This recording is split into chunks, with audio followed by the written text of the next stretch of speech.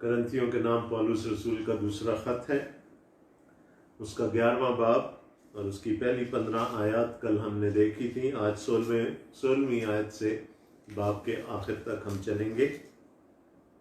2 Corinthians chapter 11 starting at verse 16 and going till the end of the chapter।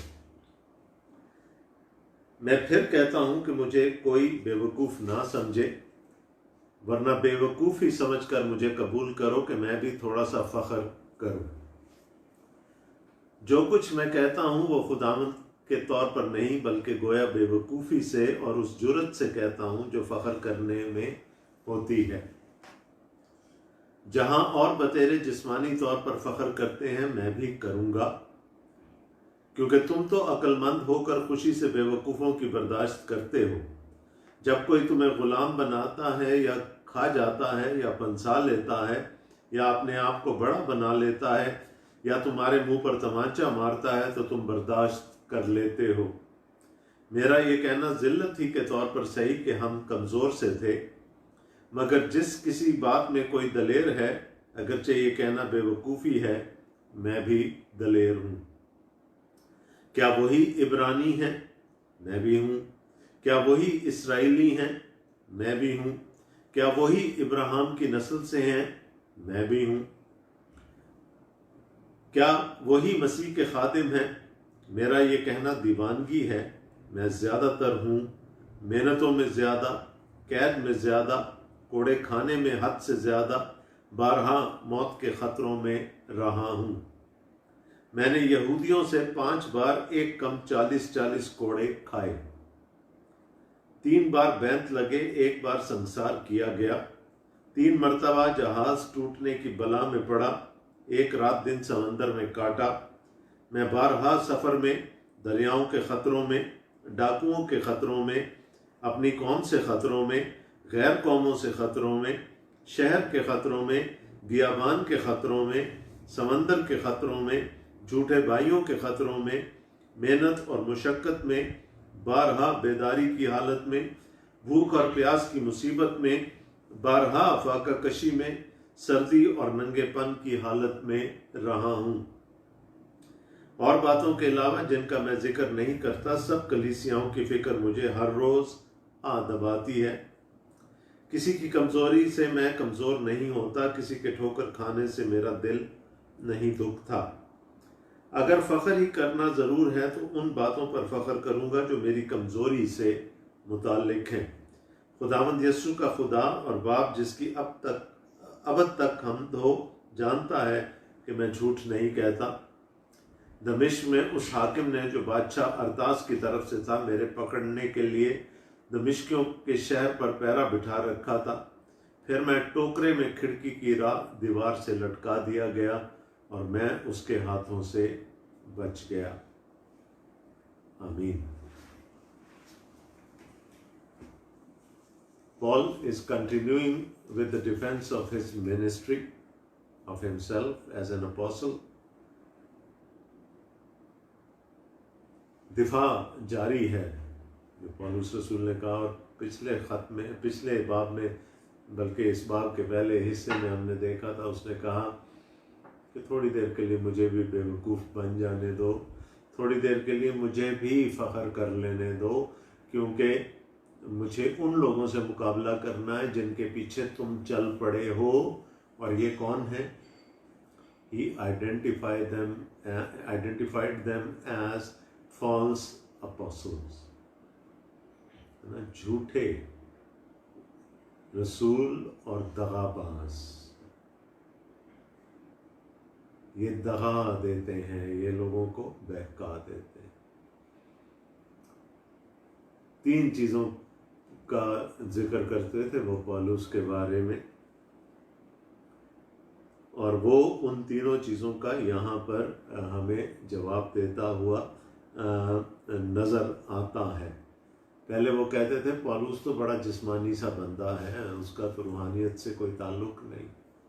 उसने कहा हाँ मैं जिस्मानी हूँ, पिछले बाब में हमने देखा, हाँ मैं जिस्मानी हूँ, मैं सारे काम अपने जिस्म के तौर पर करता हूँ, लेकिन एक काम नहीं करता जिस्म से, मैं लड़ता नहीं हूँ जिस्म से, मैं इबलीस के खिलाफ बरसरे पैकार रहता हूँ उन हथियारों से जो रूह के हथियार हैं, और मैं कलों को ढा देता हूँ और हर एक ख्याल जो मसीह के मुखालिफ होता है उसको उसका ताबे कर देता हूँ।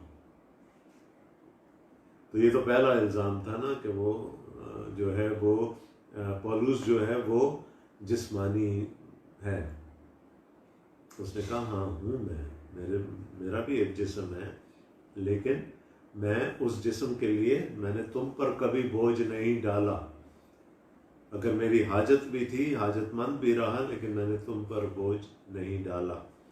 दूसरा उन्होंने कहा ये तो कमज़ोर सा बंदा है, और तीसरा उन्होंने कहा बेवकूफ़ है, उसमें तो अक्ल ही नहीं है। एक बात का जवाब वो दे चुका है, दूसरी दो बातों का जवाब वो आज देने जा रहा है। यानी एक कि पौलुस बेवकूफ़ है और दूसरा वो कमज़ोर है। मैं फिर कहता हूं कोई मुझे बेवकूफ़ ना समझे। तो वो डायरेक्ट मुद्दे पर आ गया। तुमने कहा मैं जिस्मानी हूँ, हाँ मैं जिस्मानी हूँ, लेकिन मैं लड़ता रूह के हथियारों के साथ हूँ, लड़ता रूहानियत की उन वो फोर्सेस जो हैं, जो प्रिंसिपैलिटीज़ हैं, जो पावर्स हैं, मैं उनके साथ लड़ता हूँ। उसने कहा अब तो दूसरा इल्ज़ाम था वो ये था कि वो बेवकूफ़ है। उसने पहले कह दिया था कि मेरी तकरीर अगरचे बहुत स्ट्रांग नहीं है, लेकिन इल्म है मेरे पास। ये कोई नहीं कह सकता कि मेरे पास इल्म नहीं है। कहा तुम में से कोई मुझे बेवकूफ़ ना समझे, लेकिन बेवकूफ़ी समझकर मुझे कबूल करो कि मैं भी थोड़ा सा फ़ख्र कर सकूं। वो कहता है फ़ख्र करना जो है या शेखी मारना जो है ये बेवकूफ़ी है, but let me brag for a little while. तो उसने कहा मुझे बेवकूफ़ी समझ लो ताकि मैं भी थोड़ी देर के लिए शेखी मार सकूं, जैसे वो लोग मारते हैं जो कि तुम्हारे दरमियान आ गए हैं। जो कुछ मैं कहता हूं वो खुदावंद के तौर पर नहीं कहता, बल्कि गोया बेवकूफ़ी से और उस जुर्रत से कहता हूं जो फ़ख्र करने में होती है। जहां और बतेरे जिस्मानी तौर पर फ़ख्र करते हैं, मैं भी करूंगा, क्योंकि तुम तो अक्लमंद होकर खुशी से बेवकूफ़ों की बर्दाश्त करते। Now he is turning the table on his opponents. तो कहता वो मुझे बेवकूफ़ कहते हैं, असल में वो खुद बेवकूफ़ हैं, वो झूठे हैं, झूठे रसूल हैं, दगाबाज हैं, वो बेवकूफ़ हैं। और उसने कहा शाबाश है तुम पर कि तुम ऐसों की बर्दाश्त कर लेते हो। तो चूंकि तुम बेवकूफ़ों की बर्दाश्त करने के आदी हो, तो मुझे भी बेवकूफ़ समझ के बर्दाश्त कर लो। तो आप वो काट महसूस कर सकते हैं, वो तंज महसूस कर सकते हैं पौलुस के जुमलों में यहाँ पर, क्योंकि उसको दिली तौर पर ठोकर लगी थी इन सारी बातों से। और उन सब से ज़्यादा इस बात से ठोकर लगी थी कि वो जिनको वो मसीह में लाया था, वो अब उन झूठे रसूलों के पीछे चल पड़े थे। उन्होंने कहा मुझे चलो तुम तो बेवकूफ़ों की बर्दाश्त करते हो, उनको भी तुमने बर्दाश्त कर लिया है, तो थोड़ी देर के लिए मेरी बर्दाश्त भी कर लो, मुझे भी थोड़ी देर के लिए थोड़ा सा फ़ख्र कर लेने दो। अगरचे वो कहता है अगरचे ये बेवकूफ़ी है, मैं करना नहीं चाहता। जब कोई तुम्हें ग़ुलाम बनाता है या खा जाता है या पंसा लेता है या अपने आप को बड़ा बनाता है या तुम्हारे मुंह पर तमाचा मारता है, तो तुम बर्दाश्त कर ले। He is referring now to those false apostles.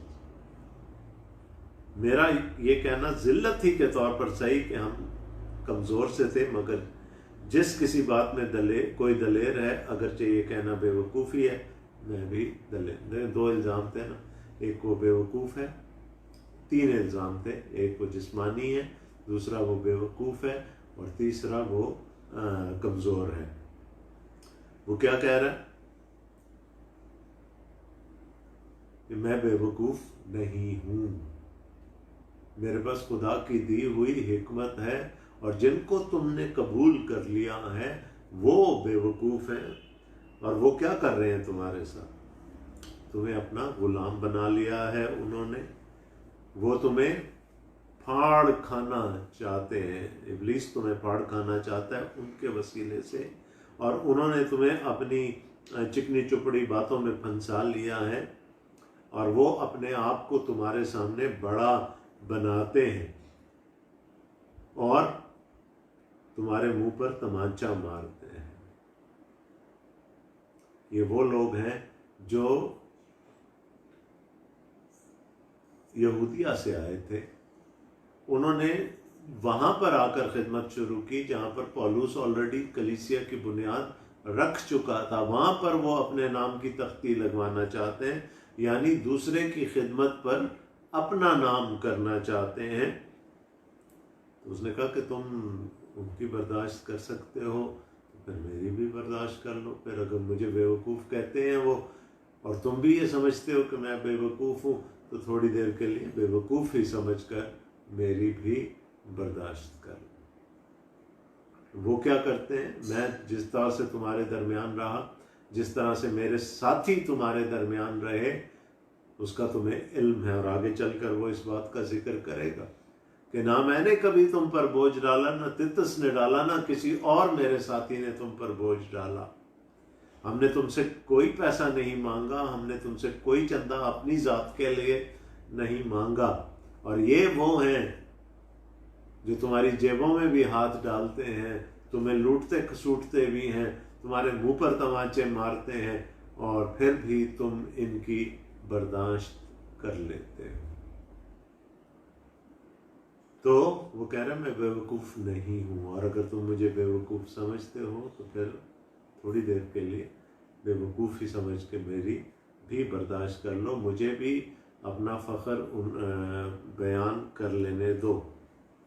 मेरा ये कहना ज़िल्लत ही के तौर पर सही कि हम कमज़ोर से थे, मगर जिस किसी बात में कोई दलेर है, अगरचे ये कहना बेवकूफ़ी है, तो फिर मैं भी दलेर हूँ। उसने कहा मैं तुम्हारे दरमियान कमज़ोरी की हालत में रहा। उसने क्या कहा था? मैं मसीह क्या हिल्म तुम्हें याद दिलाकर, उसकी नर्म मिजाजी तुम्हें याद दिलाकर कि उसके पास इख्तियार था तो भी वो उस इख्तियार को नहीं इस्तेमाल करता था। मेरे पास भी रसूल होते हुए इख्तियार था, लेकिन मैंने कभी उस इख्तियार को तुम्हारे दरमियान इस्तेमाल नहीं किया। मैं तो मसीह के पैटर्न पर चलना चाहता था। I wanted to portray Jesus when I was among you, और तुमने मुझे कमज़ोर समझ लिया। You took it as weakness. उसने कहा अगर कोई और दलेर हैं और वो अपने आप को दलेर कहते हैं, तो फिर मैं भी उन जैसा ही दलेर हूँ। और फिर वो कहता है क्या वही इब्रानी है? मैं भी हूँ। क्या वही इसराइली हैं? मैं भी हूँ। क्या वही इब्राहिम की नस्ल से हैं? मैं भी हूँ। क्या वही मसीह के खादिम हैं? मेरा ये कहना दीवानगी है, मैं ज़्यादातर हूँ। देखें, इन बातों से ये पता चलता है कि वो लोगों पर अपनी सुपीरियॉरिटी, अपनी फजीलत ये कहकर जमाने की कोशिश करते थे कि हम यहूदी हैं, हम बनी इसराइल हैं, हम अब्राहम की औलाद हैं। जबकि गलतियों के ख़त में हमने पढ़ा था, पौलुस ने कहा कि अब कोई मसीह में ना कोई आज़ाद है, ना कोई ग़ुलाम, ना यहूदी, ना यूनानी, ना कोई मर्द, ना कोई औरत, यानी किसी को भी किसी पर कोई फजीलत हासिल नहीं। और ये वो रसूल हैं जो अपने आप को रसूल कहते थे, जिनको पौलुस सुपर अपोस्टल्स कहता है, वो जो अपने आप को अफजल कहते हैं, है ना, मैं उनसे ज़्यादा अफजल हूँ। कहा वो ये कहते हैं कि हम यहूदी हैं इसलिए हम दूसरों से बेहतर हैं, तो मैं भी हूँ। मैं भी अब्राहम की औलाद हूँ, मैं भी मसीह का खादिम हूँ। तो मुझ में और उनमें फिर क्या फ़र्क रह गया? तो पहली बात तो यही गलत है कि वो ये कहकर अपनी फजीलत जताते हैं कि हमारी एथनिसिटी जो है वो हमें दूसरों से मुमताज़ करती है, दूसरों से अफजल ठहराती है। उसने कहा जब मसीह में आ गए तो फिर कोई दूसरे से अफजल नहीं है। क्या वही मसीह के खादिम हैं? क्योंकि उन्होंने अपने आप को मसीह का खादिम कह के तुम्हारे दरमियान इंट्रोड्यूस कराया। मेरा ये कहना दीवानगी है। वो कहता है कि मसीह में अगर मैं अपने आप को कहूँ कि मैं बड़ा खादिम हूँ तो फिर ये दिस इज मैडनेस, ये तो फिर बेवकूफ़ी है। लेकिन चूंकि वो ये कहते हैं तो फिर मैं उनको बताना चाहता हूँ कि मैं उनसे ज़्यादा मसीह का खादिम हूँ। और क्यों हूँ? उन्होंने तो तैयार फसल पे आकर वो जहाँ पर खिदमत ऑलरेडी हो चुकी थी, जहाँ पर कलीसिया एस्टेब्लिश हो चुकी थी, वो तो वहाँ आकर काम कर रहे हैं। मुझसे पूछो कि मसीह का खादिम होता क्या है? क्या कह रहा है वो? मैं ज़्यादातर हूँ। किस चीज़ में ज़्यादा हूँ? मेहनत में, कैद में, कोड़े खाने में, बारहा मौत के ख़तरों में रहा हूँ। तो उसने कहा मैं तो, जैसे वो शुरू से कहता चला आया कि मैं तो हर रोज़ सर पे कफन बांध कर निकलता हूँ मसीह की इंजील खुशखबरी फैलाने के लिए। मैं तो हर वक्त मरने के लिए तैयार रहता हूँ। और उसने कहा भी इसी ख़त के शुरू में उसने कहा था कि हम पर आसिया में ऐसी मुसीबत पड़ी कि हमने कहा कि हम तो गए, ख़त्म हो गए, लेकिन खुदा ने अपना हाथ बढ़ाकर हमें बचा लिया। और अब वो फिर बता रहा है कि मैंने क्या क्या सहा मसीह की खातिर। वो कह रहा है हालांकि मेरा ये सब कुछ कहना इट इज़ एब्सोल्यूट मैडनेस, ये दीवानगी है। किसी को ये हक नहीं पहुंचता कि वो मसीह की खातिर अगर उसने कुछ किया है तो वो उस पर फ़ख्र करता फिरे। लेकिन चूंकि ये ऐसा किया जा रहा है और मुझे I am being compelled to do that, तो मैं ये बताने पर मजबूर हूँ कि इन सब चीज़ों में मैं उनसे बेहतर हूँ। मैंने यहूदियों से 5 बार एक कम 40 कोड़े खाए। ये रूमी सजा थी और यहूदियों ने 5 दफ़ा पौलुस को रूमियों के हवाले किया और वो कह रहा है कि मुझे कोड़े मारे गए। ये स्टैंडर्ड सजा थी, 39 लैशेस। और ये वो कोड़ा होता था जो कि गोश्त को चीर डालता है। इसमें जानवरों की हड्डियां, जो टूटी हुई हड्डियां लगाई जाती है। और बहुत सारे लोग जो थे वो एक दफ़ा की मार नहीं सह पाते थे, मर जाते थे। अगर तकलीफ से, उस वक़्त की तकलीफ से नहीं मरते थे तो बाद में ज़ख्मों में इन्फेक्शन हो जाता, उसकी वजह से लोग मर जाते। और जिसने एक दफ़ा ये कोड़े खा लिए होंगे वो दूसरी दफ़ा हिम्मत नहीं करेगा कोड़े खाने की, वो कॉम्प्रोमाइज कर जाएगा। और इस खुदा के शेर को देखें, वो कह रहा है 5 दफ़ा मुझे मारा पीटा, मुझे कोड़े मारे गए। 195 कोड़े खाए उसने टोटल। ये कोई छोटी बात नहीं है।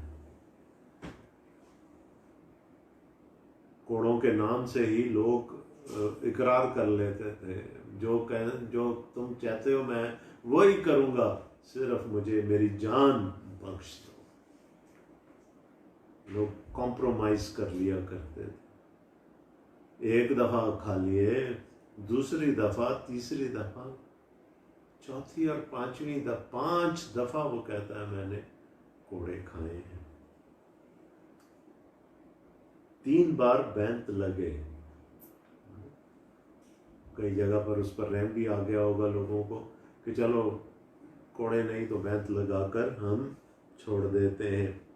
एक बार संसार किया गया और ये हमें मालूम है।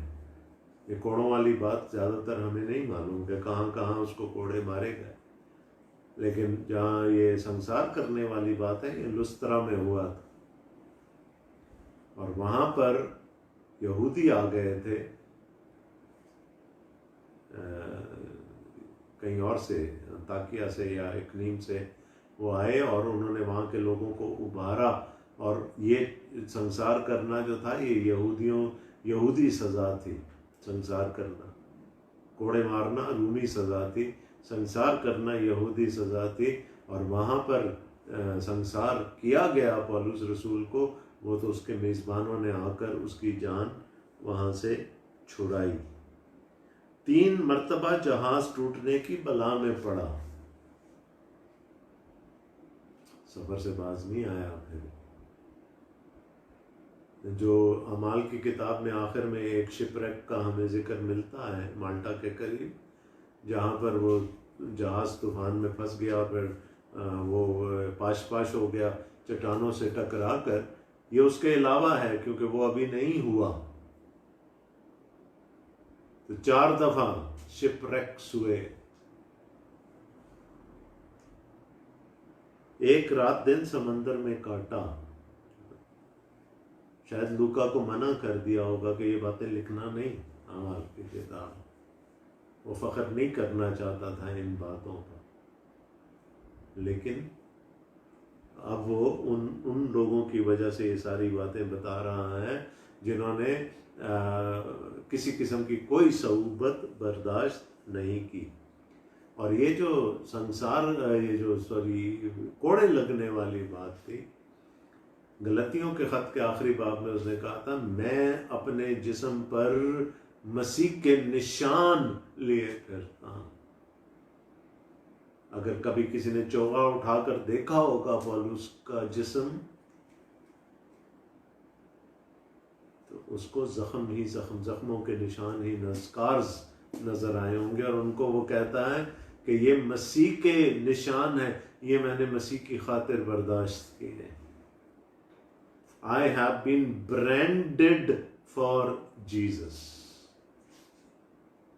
पुराने ज़माने में और शायद आज भी जानवरों को ब्रांड किया जाता है, तपते हुए लोहे से उन पर निशान लगाया जाता है ताकि पहचाने जा सकें कि वो किसकी मलकियत है। आज हम मार्केटिंग में ब्रांडिंग की बात करते हैं। हर बड़ी प्रोडक्ट का एक ब्रांड होता है, एक सिंबल होता है जो उसको आइडेंटिफाई करता है। वो कहते हैं मैकडोनल्ड्स का ब्रांड जो है वो एम, जो फ्रेंच फ्राइज से लिखा हुआ एम है, वो चांद से भी नजर आता। तो आइडेंटिफिकेशन होती है ब्रांड से। तो पौलुस कहता है मैं अपने जिस्म पर यस्सु का ब्रांड लिए फिरता हूं। आज हम ब्रांडेड कपड़े पहनने में बड़ा फख्र महसूस करते हैं ना। वो कहता है मैं अपने जिस्म पर यस्सु का ब्रांड लिए फिरता हूं, मैं यस्सु की मिल्कियत। तो कोड़े भी खाए, बैंत भी खाए, संसार पत्थर भी खाए, जहाज टूटने की बला में पड़ा, समंदर में एक पूरा रात और दिन काटा। मैं बारहा सफ़र में, दरियाओं के ख़तरों में, डाकुओं के ख़तरों में, अपनी कौम से ख़तरों में, गैर कौमों से ख़तरों में, शहर के ख़तरों में, बियाबान के ख़तरों में, समंदर के ख़तरों में, झूठे भाइयों के ख़तरों में, मेहनत और मुशक्क़त में, बारहा बेदारी की हालत में, भूख और प्यास की मुसीबत में, बारहा फाका कशी में, सर्दी और नंगेपन की हालत में रहा हूँ। वो कह रहे किसी ने मुकाबला करना है तो आ जाए। फिर मैं भी अपने दुख बता देता हूँ, मैं भी उन सारे मसाइब का जिक्र कर देता हूँ जो मैंने मसीह की खातिर सहे हैं, और वो भी बता दें कि उन्होंने क्या किया और कौन सा दुख ऐसा होगा जिस्मानी। उन्होंने कहा था ना ये जिस्मानी है, कौन सा ऐसा जिस्मानी दुख है जो उसने नहीं सहा। भूख की बात कर रहा है, इफलास की बात कर रहा है, नंगेपन की बात कर रहा है, सर्दी की बात कर रहा है, जिस्म ढांकने के लिए कुछ नहीं है। उसी जिस्म पर उसने ये सब कुछ सहा, और वो कहता है इसी जिस्म पर ब्रांड लगा हुआ, वो जो कोड़ों के निशान हैं, they are the brand of Jesus. और वो इस बात का सबूत है कि मैं यस्सु की मिल्कियत हूँ। वरना मुझे क्या बुरा था कि मैं रूमी फौज से निकलता बाहर, मुझे क्या बुरा था कि मैं अपना फरीसी होना छोड़ देता। आज मैं को उस्ताद होता लोगों का, लोगों को सिखा रहा होता चलिए, आज शायद मैं सदर अदालत का रुकन होता। लेकिन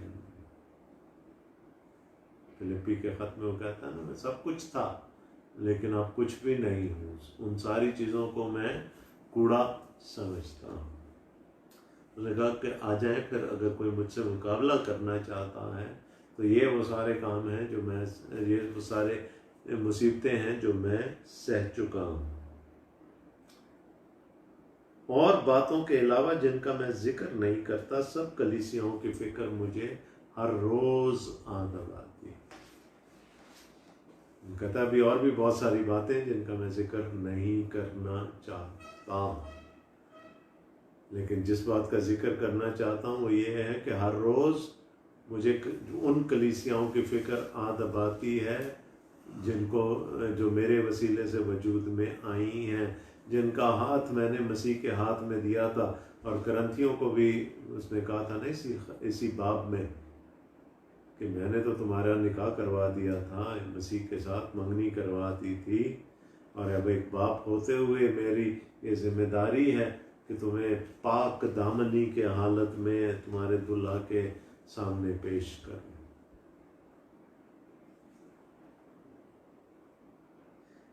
किसकी कमजोरी से मैं कमजोर, किसी की कमजोरी से किसकी कमजोरी से मैं कमजोर नहीं होता, किसके ठोकर खाने से मेरा दिल नहीं दुखता। तो कहा मैं कमजोर हूं, लेकिन किसके लिए कमजोर हूं? तुम्हारे लिए।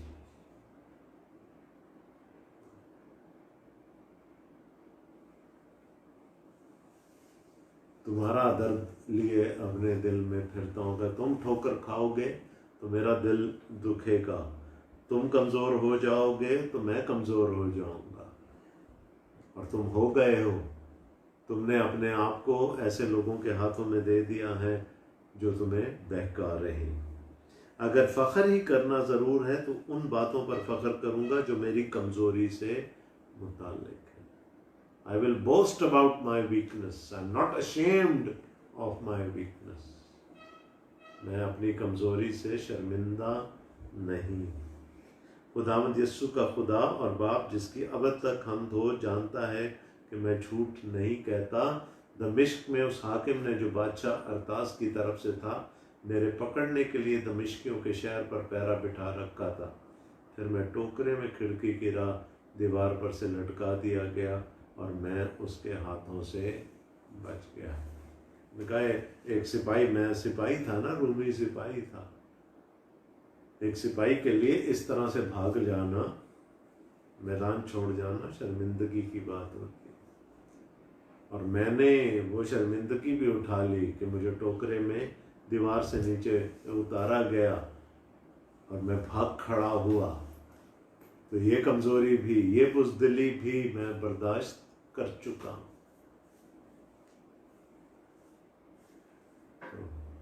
और ये सब कुछ मैं क्यों कर रहा हूँ? क्योंकि मेरे मालिक ने, वो जिसका ब्रांड मुझ पर है, उसने मेरी खातिर जिल्लत बर्दाश्त की। उसने हम सब की खातिर जिल्लत बर्दाश्त की। वो सलीबी मौत मरा, और उससे ज़्यादा ह्यूमिलिएटिंग मौत और कोई नहीं हो सकती थी। उसने कहा जब उसने हमारे लिए सब कुछ बर्दाश्त कर लिया, तो फिर मुझे उसके लिए ये सारी बातें बर्दाश्त करना मुश्किल नहीं लगता। सो पौलुस ने अब अपने आप को बिल्कुल उनके सामने खुली किताब की तरह पेश कर दिया कि ये हूं मैं कमज़ोर हूं, लेकिन मैं अपनी कमज़ोरी पर फख्र करता हूं, क्योंकि जहां फिर दलेर होना पड़ता है मैं दलेर हो जाता हूं। मार खाना, कोड़े खाना, ये अगर मैं कमज़ोर होता तो शायद मैं बर्दाश्त ना कर पाता, लेकिन अगर मैं कमज़ोर होता हूं तो तुम्हारी खातिर होता हूं, क्योंकि मेरे दिल में तुम्हारा दर्द है। तो अगर ये मेरी कमज़ोरी है तो फिर मुझे इस कमज़ोरी पर फ़ख्र है, क्योंकि मैं अपने जिस्म पर मसीह के निशान लिए। फिर उसने कहा ना तो मैं बेवकूफ़ हूँ, ना मैं कमज़ोर हूँ, और ना ही मैं जिस्मानी हूँ, क्योंकि जितना कुछ मेरे इस जिस्म ने सहा है शायद ही कोई और सह पाएगा। तो वो जवाब दे रहा है,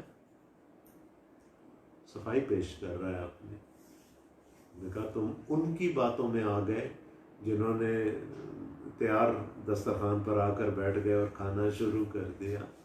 मेरी तरफ देखो कि मुझे इन कलीसियाओं की बुनियाद डालने के लिए क्या कुछ सहना पड़ा।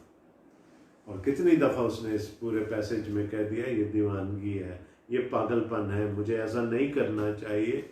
लेकिन चूंकि वो जो मुझ पर उंगलियां उठा रहे हैं, मुझ पर इल्ज़ाम लगा रहे हैं, वो ऐसा कर रहे हैं, तो मुझे भी ये कहना पड़ रहा है।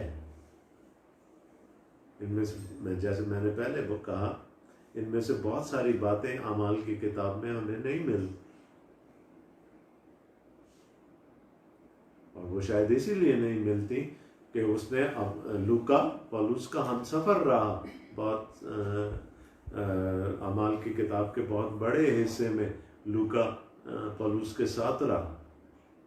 यकीनन पौलुस ने मना कर दिया होगा कि ये बातें लिखने की नहीं है, लेकिन यहाँ पर उसको ये बातें बयान करनी पड़ी। और हम खुदा का शुक्र करते हैं कि उसने बयान किया, ताकि हम उस असल पौलुस को जान पाएं, वो जो अपने बदन पर मसीह के निशान, मसीह का ब्रांड लिए फिरता था। खुदावंद आप सबको बड़ी बरकत दे। आमीन।